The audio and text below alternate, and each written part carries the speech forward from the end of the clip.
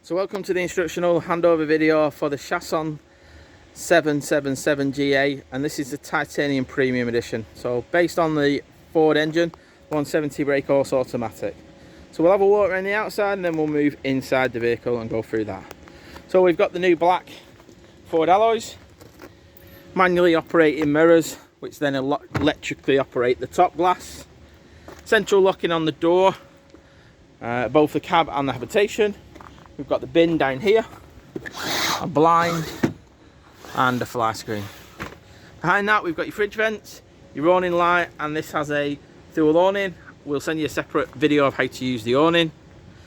The Thetford toilet cassette, so it sits into the little recess. Lift up the handle, slide it out. We've got the little flush button at the back, so press that button when you're emptying it and it will release the vacuum to allow the water or the contents to flow out a lot easier.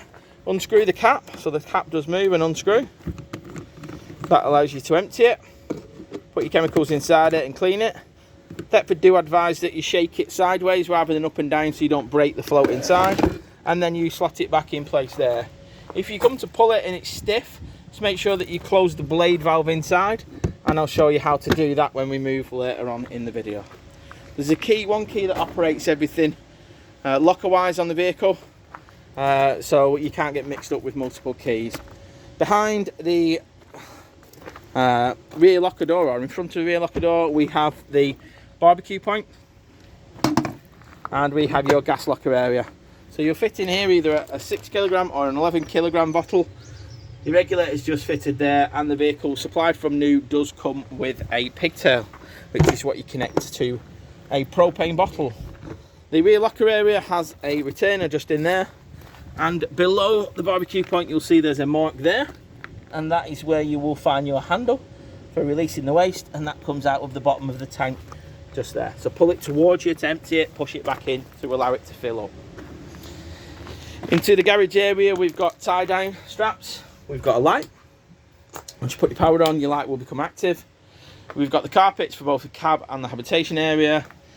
Now the Premium comes packed with loads of bits, so external screens, you've got your shower point over there, some more winter covers, your cushions, mains cable, awning handle, pigtail, plugs, fire extinguishers, and your tyre inflation kit and compressor just there. So quite a nice space. We've got lots of little cubby holes that you can use inside there as well. On the rear of the vehicle we've got the pre-mounts for the bike rack, and we've got a reversing camera high up just there. Onto this side here, again you'll see the access from the other side. One key point is you've got a little drain valve just in there, so the little yellow toggle valve. So in the up position at the minute, it will drain the water from the boiler. To allow you to fill up the boiler, you'll just need to flip that down. It doesn't matter whether it's that way or to the other way, and that will allow the boiler to fill up to allow you to have hot water inside the vehicle. We've got blower vents, mains cable, 13 amp socket and a 12 volt socket also in there. As I mentioned, the shower is on the passenger side. It comes fitted just behind the main locker area here with an external shower point. Forward of that we've got the technical locker, so that has the electrics on this side, so both all your fuses and your main RCD box. To the right of it as you look, you've got your filler, so just fresh water, just unscrew that and fill it up with a normal hose pipe, and then you'll see there's a little note on here which reverts to the same little lever, which allows you to fill it up to either the maximum or the minimum level for travelling or for using when you're on site. Underneath that we've got a sticker that tells you where your fresh water is, and that can be found just underneath. We do now fit, these are an options that we've decided to fit, a little valve on there for you to empty the fresh water. So turn the blue valve and that will empty it, turn it the other way and the water will stay in. There is no need to remove the actual bung that's supplied from Chausson now, that supersedes that. Back of that, one bit I missed is the vent for the truma. So on gas you'll need to remove it, but on electric the vent can stay on, and you just put the vent on, just clip it in place just like so. You do get a locking wheel nuts with these, and the locking wheel nut key is supplied by Chausson to us, and we will show you where it is when you come to collect on the day. Open the door, and the doors hold the actual AdBlue and the diesel filler points just in place, so there's no need for a key. Just clips in there. We've got the electric window switches. Both the side and the windscreen do come with the Remy's cab lines, just pinched together. Be careful, they are a plastic sort of housing sheet, so they are quite you need to be quite gentle with them and just slide them out nice and easy, but they'll come out of there and meet in the middle, going around the mirror that's high up there. Underneath, passenger seat is where you'll find the leisure battery. Underneath the driver's seat is where the forward engine battery is located. So moving to the front, to open the bonnet, you need to use a key. You need to turn it one way to unlock, and then turn it to the left to release.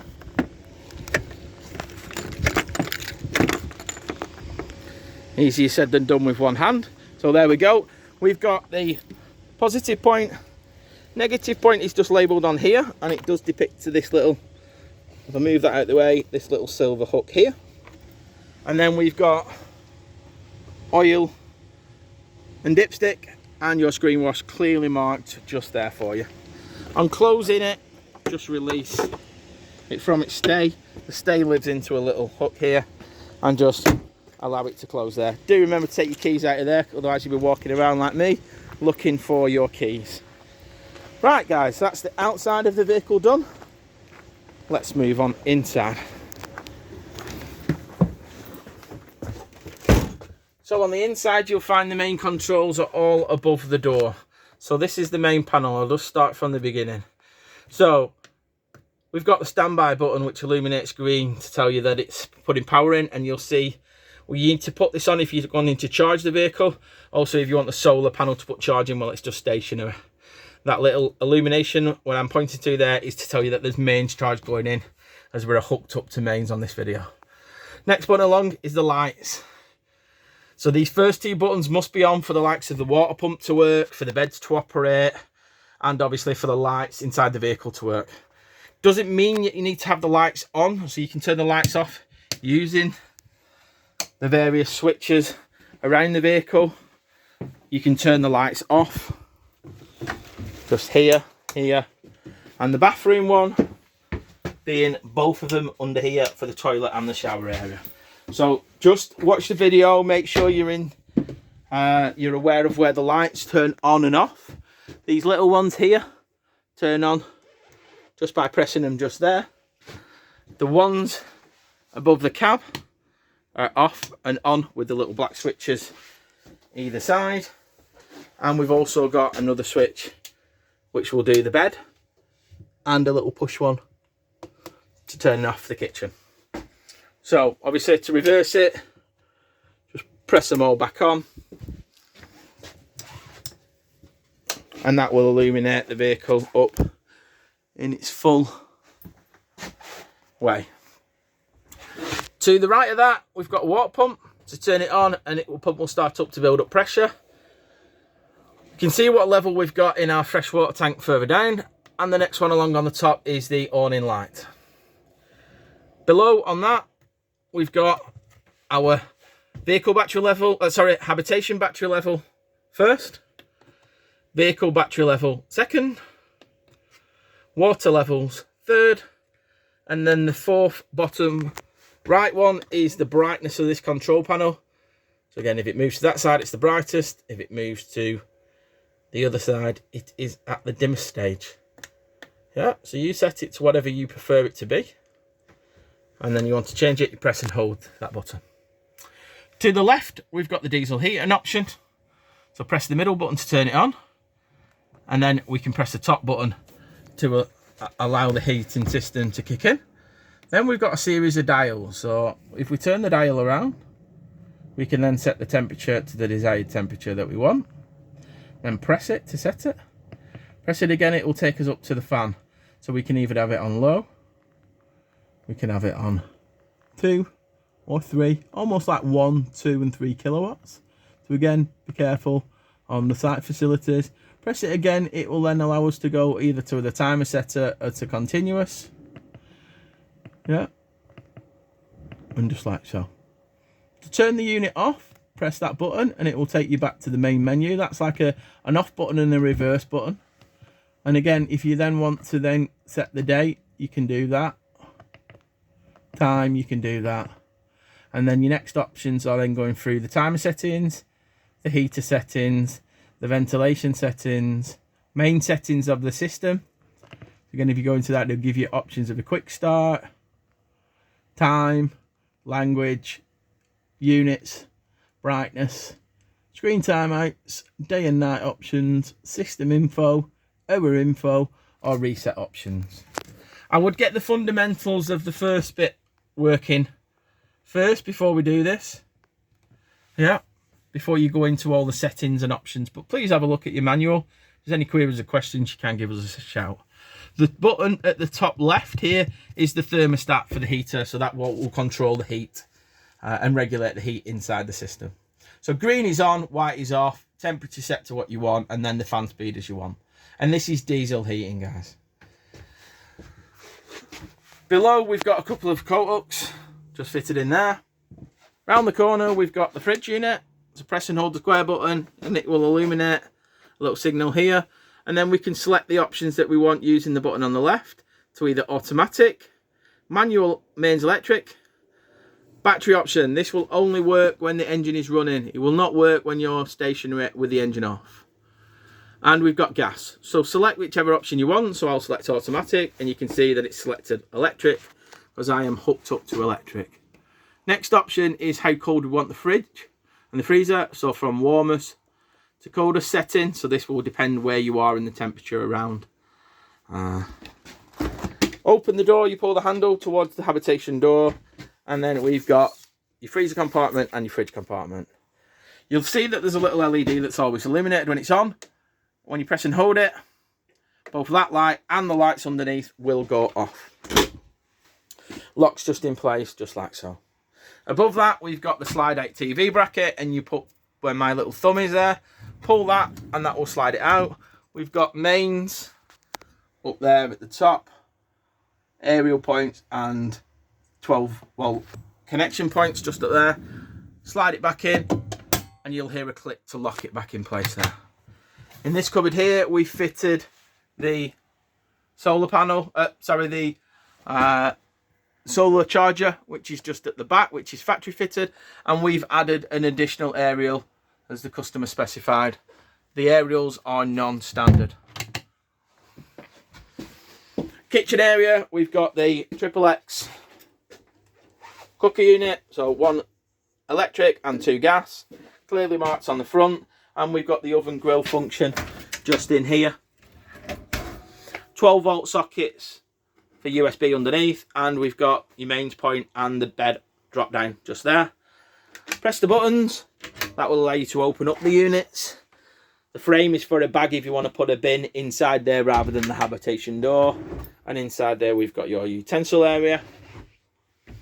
Above, where my hand is, just pull the little lever. That's where you'll find some storage, and inside there is where the grill is. Underneath the panels, we've got storage under both sides of the drop-down bed, just like so. The blinds, simply pull down, pinch together, and either fly screen and blinds, and then you've got the decorative foil curtains, which are magnetised. If you don't want them, you can remove them, just hook them off there. And that's the same all the way through. The windows, there's little push buttons on the window stay, so you must push them in, otherwise you'll break them. And then just slowly out, it will hold in place all the way up to come all the way back down. It will then release the windows. So they're the same all the way through the vehicle. The opening windows at the top are similar. There's little red buttons to press there, as well as the side. So there's 1, 2, 3, 4, 5 to do in that area, and that will allow you to open up. We've also got a blind and a fly screen fitted onto that. You can utilise this area up here for storage. And to operate the bed key goes into this little area here. And behind here is where, if you ever do need it, the key for the drop down bed to manually operate it can be found behind here.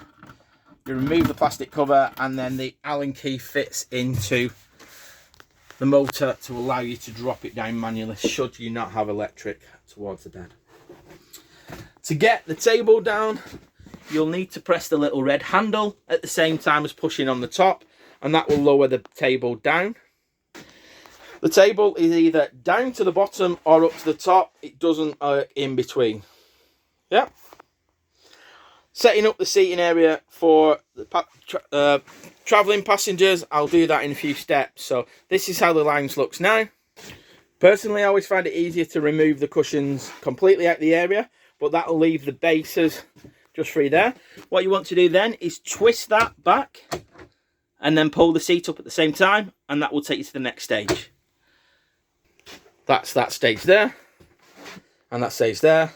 Headrests, which are located when you're not using them in there, will just slot in the top, and then the cushions go in place. We have got our Isofix option, a standard just there, and then you'll be ready to go and travel with the passengers in the rear of the vehicle. And there we go, headrests and cushions in place, set up for you to put passengers safely in the vehicle. One little point for reference is underneath the little panel in the floor is where you will find the battery charger, just in there. And then we're set up back for daytime use. To drop the bed with the key in position, press the key and drop the bed down. It's set at a limit switch, so it'll knock off when it sits at its lowest position. Ladders just hook onto the bed. Ladders can be found generally underneath the bed, and we've got our own light just in that area, which turns on just with a little side rocker. Just there, there's a little shelf edge there where you can put your drinks, your belongings, phones in an evening. You can leave your bedding on. When you're not using it in the winter, we tell you to just drop it down. You don't need to drop it all the way down, but give it a good 18 inches just to allow the flow of air around the vehicle. So that's one bit of a tip that we tell you to do through the winter. And then when you go up to the top, again, be careful with your pillars. If they're really thick, just a little bit of common sense and just pop them in the alcoves at the front or on the beds at the back out of the way. The tap, once again, you remembering to switch that little valve, is shown with a little element here, hot to the left and right to the front, so make sure you pull it through the boiler when you're doing that initially. We've got the shower compartment. In travel, put that little lever on and do that. To get into it, just push them back and back, and then you've got your mixer tap, you've got your dispenser holder, your shower head. Light, remember, it is in the toilet area. You've got your fly screen and blinds, and there is a little lock to unlock and lock the roof lights there. To open them, you just turn the little handle here. So that's how that one works. This one has got a handle that pops down and winds out to open the middle one, and we've got a fly screen and a blind on that one. If we just step back just there. Into the bathroom area, you can see when the toilet cassette is full, and this is only full of fresh water for our test purposes, the indicator will come on there. And to put water in the system, you press the little blue button. I mentioned the blade valve, that's just there. The back of the vehicle will open the valve, the front of the vehicle will close. It needs to be closed to pull out the toilet cassette. Remembering light switches under here for both your shower and your bathroom area. You've got a storage unit just there. Mixer taps just there. And your mirror storage unit just there. You've got a little rail for your toilet. Towels, coats, wet items just like that.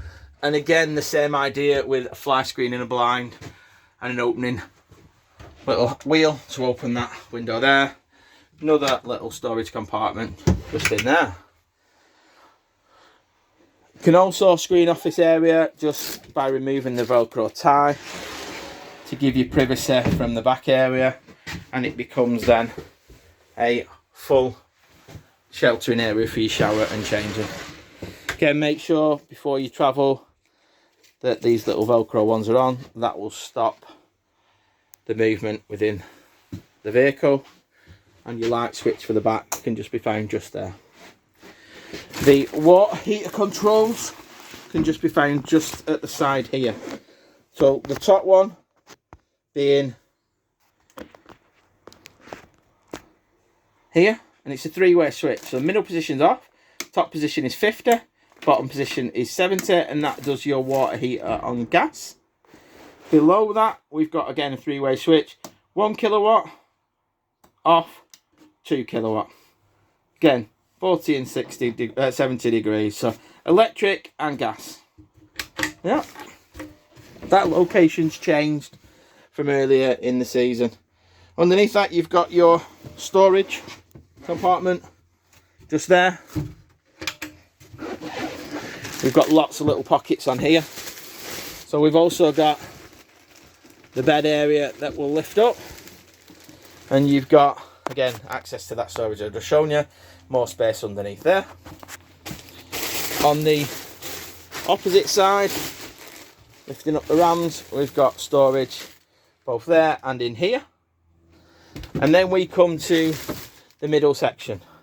So lift it up straight and then turn it. We can do this with one hand. There we go. That will then seat into the little seats just at the bottom. Allow you then to put the bed back down again. Middle section in place. And middle section in place just there. And then it can only go one way, guys. That is your middle section, which allows you then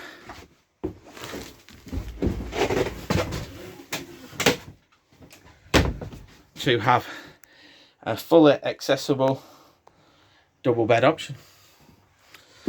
To the rear of the vehicle, we've got the turbo vent, so this turns on and off. Again, using the little wheel on the left to open it, you've got